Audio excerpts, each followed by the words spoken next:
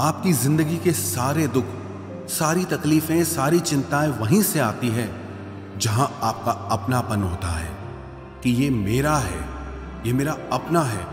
वहीं से आपकी जिंदगी में दुख आना शुरू हो जाते हैं। एक व्यक्ति के पास एक बहुत बड़ा महल था। उसने जिंदगी भर की सारी संपत्ति लगाकर उस महल को बनाया था। आसपास के शहरों के कई लोग उसके महल को देखने आते थे।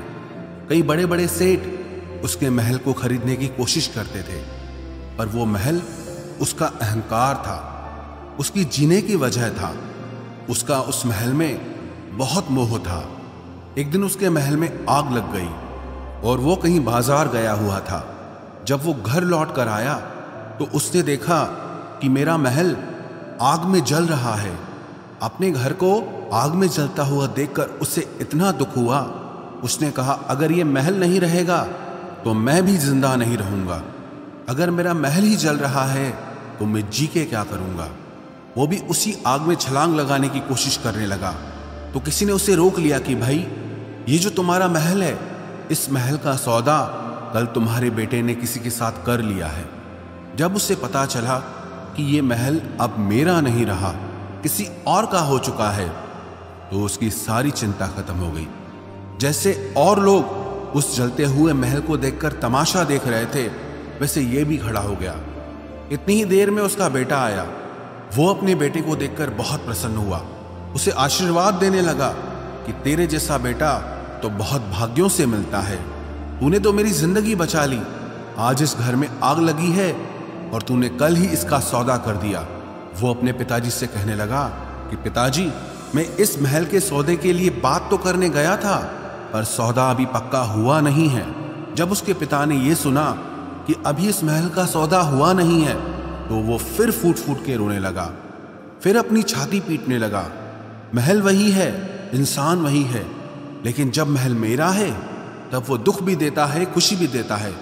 लेकिन जब वो मेरा नहीं है, उससे मेरा कोई रिश्ता नहीं है, तो सारे दुख ही खत्म हो जाते हैं। ऐसे ही जिंदगी में जब किसी जगह को, किसी इंसान को, किसी रिश्ते को, किसी काम को हम अपना मान लेते हैं, मेरा मान लेते हैं, तो वहीं से ही सारे दुखों की शुरुआत होती है, वहीं से हर तकलीफ की शुरुआत होती है। तो श्रीमद् भगवद गीता का पहला उपदेश यही है कि आप जैसे ही किसी को अपनी जिंदगी जीने की वजह मान लेते हो कि इसके बिना तो मैं जी ही नहीं सकता, तो वो चीज, वो इंसान, वो काम आपको बहुत दुख देता है। गीता का दूसरा उपदेश यह है कि अवश्यमेव भोक्तव्यम कृतम कर्म शुभाशुभम, कि आपने कोई भी कर्म किया हो उसका फल आपको जरूर भोगना पड़ेगा। अगर आपने अच्छे कर्म किए हैं तो जाने अनजाने किसी मुश्किल वक्त में आपको वो आपके अच्छे कर्म उस मुश्किल वक्त से बचा लेंगे। अगर आपने गलत कर्म किए हैं, पाप किया है, तो उसकी सजा भी आपको जरूर मिलेगी। वो इंसान कितना ही छुप कर कर्म करे, चाहे वो कितना ही चालाकी से कर्म करे, लेकिन कहते हैं कि उस परमात्मा के, ईश्वर के चारों तरफ कैमरे लगे हुए हैं। हमारे एक एक कर्म पर वो प्रकृति, वो परमात्मा अपनी दृष्टि बनाए रखते हैं। हमारे एक एक कर्म का हिसाब होता है। एक गांव में दो मित्र रहते थे। उन दोनों ने विचार किया कि इस गांव में हम धन नहीं कमा पा रहे। वो दोनों धन कमाने के लिए शहर में चले गए। कुछ वर्ष वहां रहकर उन्होंने काफी धन कमाया। फिर सोचा कि अब हम अपने घर वापस चलते हैं, पर्याप्त मात्रा में हमने धन कमा लिया है। उस समय पे यातायात की इतनी सुविधाएं नहीं होती थी। वो अपने बैलों पर ही यात्रा कर रहे थे। चलते चलते मार्ग में रात हो गई तो उन्होंने विचार किया, आज रात हम यहीं विश्राम करते हैं। एक मित्र ने कहा कि मैं यहाँ पर रहकर धन की रक्षा करता हूँ, तुम बाजार जाकर भोजन की व्यवस्था कर लो। जब वो मित्र बाजार गया तो उसके मन में पाप आ गया। उसने कहा, इतना पैसा हमने कमाया है, अगर मैं इसको यहीं जंगल में मार दूं तो सारा पैसा मेरा हो जाएगा, नहीं तो मुझे इसका आधा धन इसको देना पड़ेगा। मन में ये खोट आने पर उसने अपने मित्र के खाने में जहर मिला दिया, और जब वो खाना लेकर के अपने मित्र के पास गया, उसका मित्र वो जहर वाला खाना खाकर वहीं पर उसकी मृत्यु हो गई। वो व्यक्ति सारा धन लेकर के अपने घर वापस आ गया। फिर उसके घर में एक पुत्र ने जन्म लिया। जब उसका बेटा पैदा हुआ तो वो बहुत बीमार रहता था। उसने अपने जीवन में जो कुछ भी धन कमाया था उसका वो सारा धन अपने बेटे के इलाज में ही खत्म हो गया। बेटा बड़ा होता गया और उसका धन नष्ट होता गया। जब उसका बेटा थोड़ा बड़ा हो गया तो उसके पिता ने पूछा कि बेटा तू इतना बीमार क्यों रहता है, तू ठीक क्यों नहीं होता? मैंने अपनी जिंदगी का सब कुछ तुझ पे लगा दिया पर फिर भी तेरी तबीयत ठीक नहीं रहती। तो उसके बेटे ने बोला, कौन सा बेटा और कौन सा पिता? मैं तेरा वही मित्र हूं जिसको तूने जंगल में जहर दे के मार दिया था, लेकिन मैं अपना वही हिसाब पूरा करने के लिए तेरे पुत्र के रूप में तेरे घर में आया हूं। अब मेरा तेरा हिसाब बराबर और मेरा जीवन अब यहीं समाप्त होता है। तो गीता का उपदेश हमें यही सिखाता है, कोई अपने आप को कितना भी चालबाज समझता हो, होशियार समझता हो, लेकिन अगर उसने गलत कर्म किया है, चाहे आज नहीं तो कल उसे उसका फल भोगना ही पड़ेगा। कोई भी व्यक्ति अपने किए हुए कर्म से बिना उसको भोगे कभी छूट नहीं सकता। गीता का तीसरा उपदेश यह है कि आज में जियो, कल की चिंता करना छोड़ दो। जो भी व्यक्ति अपने बीते हुए कल या अपने आने वाले कल में खोया रहता है वो जिंदगी में कभी खुश नहीं रह सकता। आपको जिंदगी में खुशी सिर्फ और सिर्फ तब मिल सकती है जब आप वर्तमान में जी सके, आज के आनंद को जी सके। बीते हुए कल का और आने वाले कल का कोई वास्तविक अस्तित्व नहीं होता, वो सिर्फ आपकी बुद्धि और आपके विचारों में होता है। उसकी कोई वास्तविकता नहीं होती, उसे सिर्फ आप अपने मन के अंदर और बुद्धि के अंदर जीते हैं। लेकिन जिसे आप वास्तविकता में जीते हैं वो आपका आज होता है, वो आपका चल रहा पल होता है। अगर आप अपने मन और बुद्धि को अपने कल में अटका के रखेंगे, अपने भूतकाल और भविष्यकाल में अटका के रखेंगे, तो याद रखना आप कभी खुश नहीं रह पाएंगे। और अगर जिंदगी में खुश रहना चाहते हैं तो आज में और इसी पल में जीना सीखें। गीता का चौथा उपदेश यह है कि जो आपके साथ अधर्म करे, पाप करे, गलत करे, उसे दंड जरूर देना चाहिए। अगर आप उसे सहते हैं तो वो आपके साथ और गलत करता है। अगर आप उसे सहते हैं तो उसके पाप में आप भी भागीदार हो जाएंगे।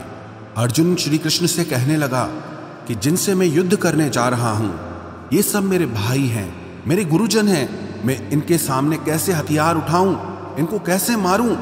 तो भगवान श्री कृष्ण ने अर्जुन से कहा कि जिन्हें तू अपना मानता है वो सब अधर्मी हैं, वो पाप के पक्ष में खड़े हैं, और अगर तू इनका वध नहीं करेगा, युद्ध नहीं करेगा, तो समाज में और भी पाप बढ़ेगा।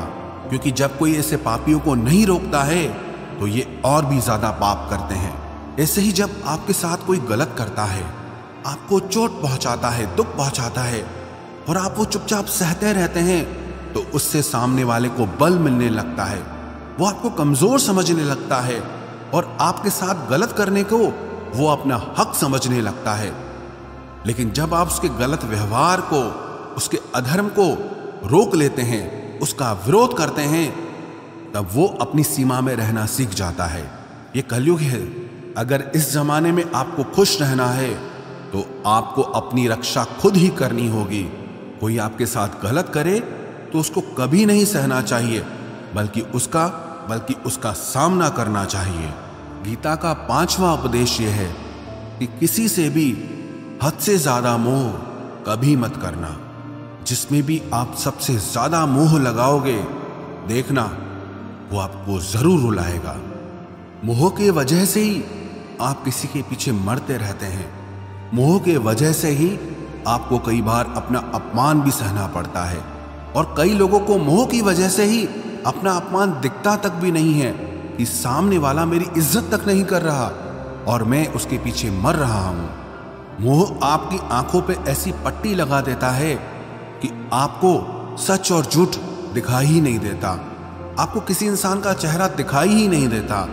आप जो देखते हैं, जो सुनते हैं, उसी पर यकीन कर लेते हैं, फिर चाहे आपको कितना ही दर्द मिल रहा हो। अगर आप किसी इंसान को ठीक से समझना चाहते हैं, किसी की सच्चाई जानना चाहते हैं, तो उसके लिए ये बहुत जरूरी है कि आप उसके मोह से जल्दी बाहर आ जाएं। वास्तविकता में रिश्ते दुख नहीं देते, आपका मोह आपको दुख देता है। जिस दिन मोह खत्म, उस दिन आपको किसी भी रिश्ते से कोई दुख नहीं मिल सकता, क्योंकि आपको फिर कोई फर्क ही नहीं पड़ेगा। गीता का छठा उपदेश यह है कि आप वो मत करो जो सब करते हैं, बल्कि वो करो जो आपके लिए सही है। स्वधर्मम निधनम श्रेय परधर्मो भयावह।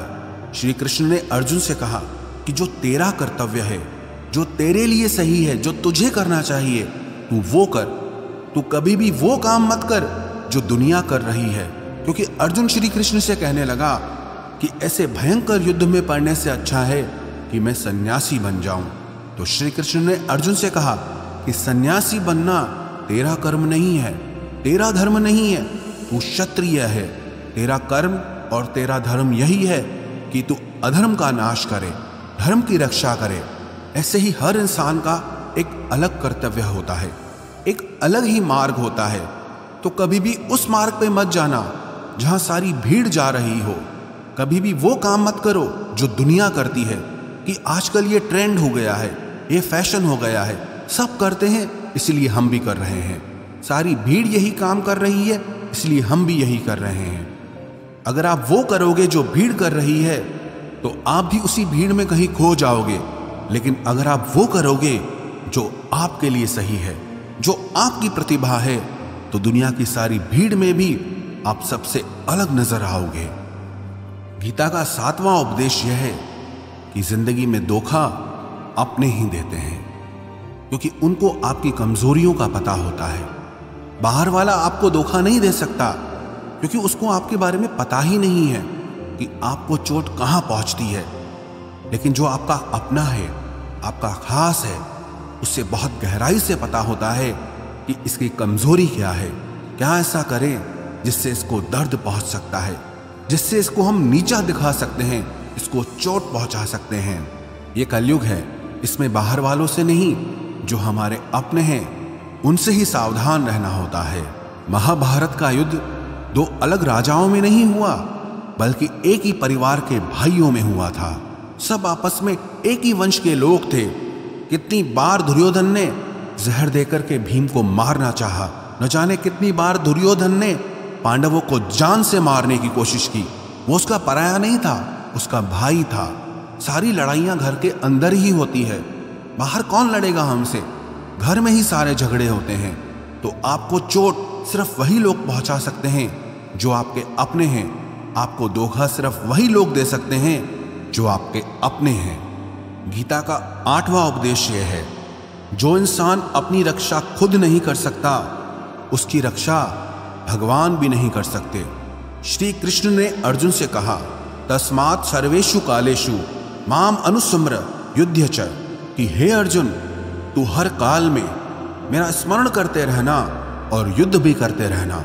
अर्जुन ने श्री कृष्ण से पूछा कि ये युद्ध तो कुछ दिनों में समाप्त हो जाएगा, लेकिन आप कह रहे हैं कि तू हमेशा मेरा स्मरण करता रहे और युद्ध करते रहना। हमेशा युद्ध करने का क्या मतलब है? तो श्री कृष्ण ने अर्जुन से कहा कि ये जिंदगी ही रणभूमि है।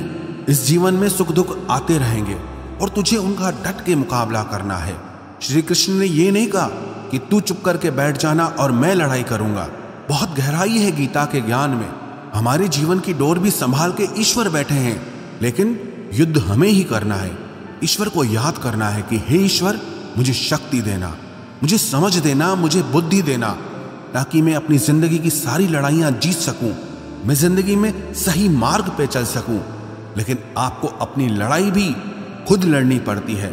जो लोग ये कहते हैं कि हम कुछ नहीं करेंगे, सब वो ईश्वर करेगा, तो कहते हैं कि आलसी इंसान को देखकर तो भगवान भी घबरा जाता है कि ये कुछ नहीं करेगा। भगवान ने बुद्धि दी है, समझ दी है।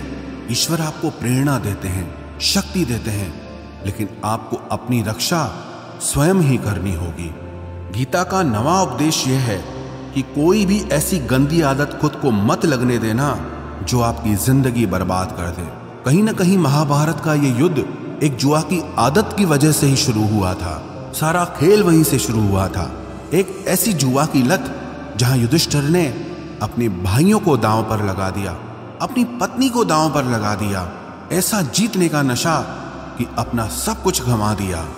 ऐसे ही हम भी अपनी जिंदगी में जब कोई ऐसी गंदी आदत लगा देते हैं, चाहे वो कोई भी हो, चाहे वो नशे की हो, मोबाइल की हो, किसी इंसान की हो, कोई गलत काम करने की हो, कोई भी गलत आदत जो आपको बर्बाद कर सकती है, अगर आप उसको नहीं छोड़ोगे तो आपका सब कुछ खत्म हो जाएगा। इससे पहले कि आपकी आदत आपको खत्म करे, आप अपनी गलत आदतों को खत्म कर दीजिए। गीता का 10वां उपदेश यह है कि आलसी इंसान कभी कुछ हासिल नहीं कर सकता। अधिकतर लोग सिर्फ योजनाएं बनाते रहते हैं कि मुझे बड़ा घर चाहिए, मुझे बड़ी गाड़ी चाहिए, मैं दुनिया घूमना चाहता हूँ, क्या क्या चाहिए ये हर कोई सोच लेता है, लेकिन उस पर मेहनत करना वो बहुत कम लोग करते हैं। क्योंकि चाहना बहुत आसान है, लेकिन उसके लिए कर्म करना वो बहुत मुश्किल है। एक अच्छा फिट शरीर हर कोई चाहता है, लेकिन उसके लिए व्यायाम करना, एक्सरसाइज करना वो आपको ही करना होगा। जो इंसान आलसी बन के बैठ जाता है, ना उसे अच्छा शरीर मिलता है और ना ही अच्छा जीवन मिलता है। तो जिंदगी में अगर कुछ पाना चाहते हो ना, आलस्य को अपनी जिंदगी से जरूर दूर कर देना। आलस के चलते आपको कुछ मिलने वाला तो नहीं, लेकिन जो आपके पास है आप वो भी गंवा दोगे। गीता का 11वां उपदेश यह है कि जिंदगी में अगर खुशी चाहते हो तो मन की गुलामी का त्याग कर दो। कई लोग कहते हैं कि हम करना तो बहुत कुछ चाहते हैं, लेकिन कुछ कर नहीं पाते। पता भी सब कुछ है कि क्या करने से हमारी जिंदगी बेहतर हो सकती है, क्या चीज है जो हमको नुकसान पहुंचा रही है, लेकिन फिर भी कुछ कर नहीं पाते। समझते सब कुछ हैं, लेकिन समझ कर भी, चाह कर भी कुछ कर नहीं पाते। वो इसीलिए होता है क्योंकि आप अपने मन के गुलाम बन चुके हो। अरे लोग तो अपनी जीभ का स्वाद तक नहीं छोड़ पाते, फिर कहते हैं कि हम पतले नहीं हो पाते हैं, फिट नहीं हो पाते हैं, सक्सेस नहीं मिल रही है। क्योंकि जो आपको करना चाहिए आप वो करते नहीं हैं। आपका मन सब कुछ समझ कर भी आपको वो करने नहीं देता। इसलिए जिंदगी में अगर आगे बढ़ना है, मन से चलना छोड़ दो। जो आपके लिए सही है वो आपको करना ही पड़ेगा। गीता का 12वां उपदेश यह है कि जो आपका है वो आपको मिलकर ही रहेगा, और जो आपको नहीं मिला है उसके लिए रोना छोड़ दो। आप जिसके लिए जितना रोओगे वो चीज आपसे उतना दूर जाएगी, और जो चीज सच में आपकी है वो कहीं ना कहीं से आपके पास जरूर पहुंच जाएगी। इसलिए जो आपको जिंदगी में हासिल नहीं हो रहा या हासिल नहीं हुआ, उसका पछतावा करना, उसके लिए रोना आप बिल्कुल बंद कर दो। गीता का 13वां उपदेश यह है कि आप संसार से जितना प्रेम लगाओगे उतना ही जीवन में दुख और पीड़ा का अनुभव करोगे। गीता का 14वां उपदेश यह है कि जिस इंसान को बात बात पर क्रोध आता है, सुख और शांति उसके जीवन में कभी नहीं आ सकते। क्योंकि जो इंसान बहुत ज्यादा क्रोधी होता है ना, उसके सारे मित्र उसे छोड़कर चले जाते हैं। वो मन में भी कुढ़ता रहता है, वो अपने मन में भी दर्द में ही जीता है, तकलीफ में ही जीता है। ज्यादा गुस्सा करके, ज्यादा क्रोध करके जो भी आपके पास है, देखना आप उसे भी नष्ट कर दोगे। और ऐसे इंसान को शांति तो कभी मिलने वाली नहीं है। इसलिए अपनी जिंदगी में शांति चाहते हो तो बात बात पर गुस्सा करना छोड़ देना चाहिए। गीता का 15वां उपदेश यह है कि चाहे आप किसी की मदद करो या ना करो, लेकिन जानबूझकर कभी किसी का दिल नहीं दुखाना चाहिए। क्योंकि जब किसी का दिल आपकी वजह से दुखता है ना, तो याद रखना आपको भी वो दर्द एक दिन जरूर मिलेगा। क्योंकि जब आप किसी का दिल दुखाते हैं तो आपको पता नहीं चलता, लेकिन जब कोई आपका दिल दुखाता है तब आपको समझ में आता है कि दिल पर चोट लगने से कितना दर्द होता है। इसलिए चाहे आप किसी की मदद करो या ना करो, लेकिन किसी का दिल कभी नहीं दुखाना चाहिए। गीता का 16वां उपदेश यह है, जो मुश्किल वक्त में, जो दुख के समय में आपका साथ दे, सिर्फ वही आपका अपना है, बाकी सब पराए हैं। अपनेपन का नाटक करने वाले बहुत लोग होते हैं, बड़ी बड़ी बातें करने वाले बहुत लोग होते हैं कि हम आपसे बहुत प्रेम करते हैं, कोई भी दुख हो, कोई भी तकलीफ हो, हमें याद करना। लोग दुख उठाने की बात करते हैं, लोग आने जाने की बात करते हैं, हाथ मिलाना तो ठीक से नहीं जानते और दिल मिलाने की बात करते हैं। जब सच में आपकी जिंदगी में तकलीफ आएगी ना, तब आपको समझ में आ जाएगा कि आपका साथ देने के लिए कौन खड़ा है। क्योंकि उस समय पे सारे लोग भाग जाते हैं, क्योंकि लोगों को पता होता है कि ये व्यक्ति हमारे पास आया तो हमसे मदद ही मांगेगा, हमको कुछ दे नहीं पाएगा। लोग आपसे सिर्फ तभी रिश्ता रखते हैं कि आप उन्हें कुछ दे सकते हैं, आपसे उन्हें कुछ फायदा हो सकता है। लेकिन जब लोगों को ये पता चल जाता है, समझ में आ जाता है कि उनको आपसे कोई फायदा नहीं होने वाला, बल्कि उनको आपकी मदद करनी पड़ेगी, तो वो आपको दूर से ही देख के भाग जाते हैं। इसलिए जो आपके मुश्किल वक्त में आपके साथ खड़ा हो जाए, सिर्फ वही आपका अपना होता है। बाकी इस दुनिया में सब पराए हैं, क्योंकि सिर्फ अपना अपना कह देने से कोई अपना नहीं हो जाता। गीता का 17वां उपदेश यह है कि जो कुछ भी होता है अच्छे के लिए होता है, जो हो रहा है वो भी अच्छे के लिए हो रहा है, और जो आने वाले भविष्य में होगा वो भी अच्छे के लिए होगा। हालांकि ये बहुत गहरी बात है। कुछ चीजें जिंदगी में ऐसी होती हैं जो हमें लगता है कि मेरे साथ ही ऐसा क्यों हुआ, मेरे साथ ही होना था ये सब। लेकिन जब वो वक्त गुजर जाता है, एक दिन हमको समझ आता है कि अगर हमारे साथ ये सब नहीं होता तो आज हम इस मुकाम पर नहीं होते। अगर मेरे साथ ये सब नहीं होता तो शायद हमारी जिंदगी और भी बर्बाद हो सकती थी। इसलिए अगर हमको ये समझ में आ जाए कि जिंदगी में जो कुछ भी हो रहा है वो सब अच्छे के लिए हो रहा है, तो हम जीवन में हमेशा खुश रहेंगे। गीता का 18वां उपदेश यह है कि हर काम को समझदारी से करना ही योग होता है। योगः कर्मसु कौशलम। कई लोग काम तो करते हैं लेकिन उन्हें हासिल कुछ नहीं होता। बहुत लोग कहते हैं कि हम बहुत मेहनत करते हैं, तब भी जिंदगी में सफलता हासिल नहीं हो रही। बहुत कुछ करने से, बहुत मेहनत करने से आपको सफलता नहीं मिलेगी, लेकिन सही तरीके से समझ के साथ काम करने से आपको जिंदगी में सफलता जरूर मिलेगी। गीता का 19वां उपदेश यह है कि कभी भी किसी भी चीज की अति नहीं करनी चाहिए। कोई भी चीज हद से ज्यादा मत करना। किसी से प्रेम भी हद से ज्यादा मत करना। किसी से नफरत भी हद से ज्यादा मत करना। हद से ज्यादा मीठा भी खराब, हद से ज्यादा कड़वा भी खराब। हद से ज्यादा आराम भी आपको बीमार कर देगा, हद से ज्यादा खाना भी आपको बीमार कर देगा। हद से ज्यादा भूखा रहना भी आपको नुकसान पहुंचाएगा, और हद से ज्यादा जागना भी आपको बहुत नुकसान पहुंचाएगा। तो जीवन को संतुलन के साथ जीना चाहिए। जैसे ही आप संतुलन खो देते हैं, वैसे ही आपके जीवन में दुर्घटना हो जाती है। गीता का 20वां उपदेश यह है कि जिसे आप सबसे ज्यादा महत्व दोगे, वो आपको कभी महत्व नहीं देगा। आपने कभी गौर किया कि आपका अपमान कौन लोग करते हैं? आपका अपमान सिर्फ वही लोग करते हैं जिसे आप सबसे ज्यादा महत्व देते हैं। दूसरों की इज्जत करना अच्छी बात है, पर दूसरों की अगर बहुत ज्यादा इज्जत करोगे तो उनकी नजर में आपकी ही इज्जत खत्म हो जाती है। इसीलिए किसी को भी कभी भी अपना सब कुछ नहीं बनाना चाहिए कि तुम ही मेरे सब कुछ हो। जैसे ही आप किसी को सब कुछ बना लेते हैं अपना, तो आप उसके लिए कुछ भी नहीं रह जाते। इसलिए लोगों को इज्जत उतनी ही देनी चाहिए जितना वो हजम कर सकें। हद से ज्यादा इज्जत देना आपकी ही बेइज्जती करवा सकता है। गीता का 22वां उपदेश यह है कि किसी पर भी आंख बंद करके भरोसा मत करना। जैसे महाभारत की कथा में दुर्योधन ने कितनी बार षड्यंत्र करके पांडवों को मारने की कोशिश की, आग में जलाने की कोशिश की, और वो धर्म पे चलने वाले लोग बार बार उसकी बातों में आ जाते थे। ये बात और है कि ईश्वर उनकी रक्षा कर रहे थे, पर जिसे वो अपना भाई समझ रहे थे, जिसे वो अपना सगा समझ रहे थे, जिस पे वो भरोसा कर रहे थे, वही उनकी मृत्यु करवाना चाहता था।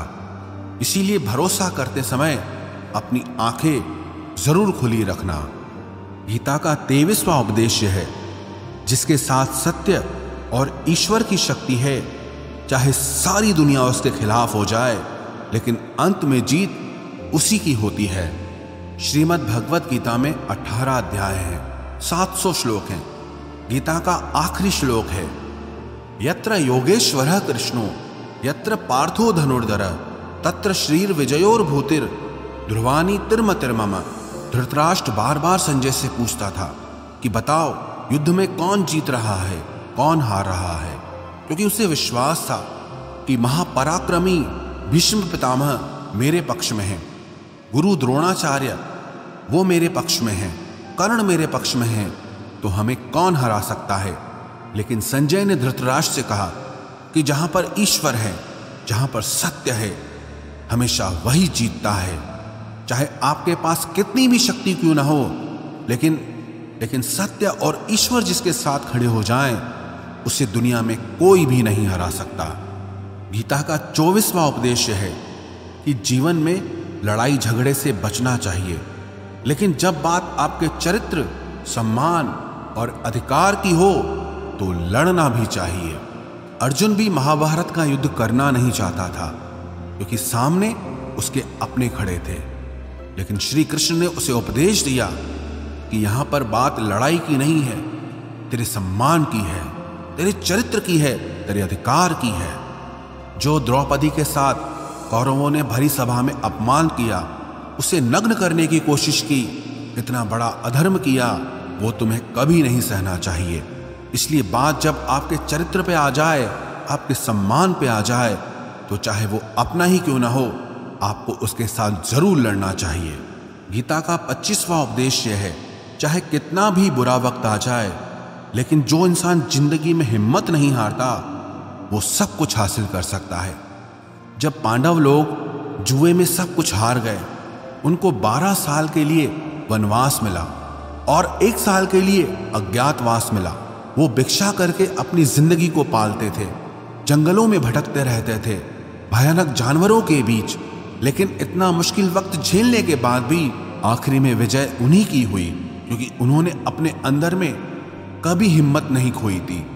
ऐसे ही आपकी जिंदगी में कितना ही मुश्किल वक्त क्यों ना आ जाए, लेकिन आपके अंदर अगर हिम्मत है तो जीत आपकी ही होगी। गीता का 26वां उपदेश यह है कि जो किसी और का है उस पर कभी अधिकार मत जमाना, कभी कब्जा मत जमाना। जब शकुनी ने षड्यंत्र करके पांडवों को हस्तिनापुर से अलग करवा दिया, एक खांडव प्रस्थ का राज्य दे दिया, जहां की भूमि भी बंजर थी, जहां कुछ नहीं हो सकता था, लेकिन पांडवों ने उस शहर को इतना सुंदर बनाया, इतना वैभवशाली बनाया कि हस्तिनापुर भी उसके आगे फीका लगने लगा।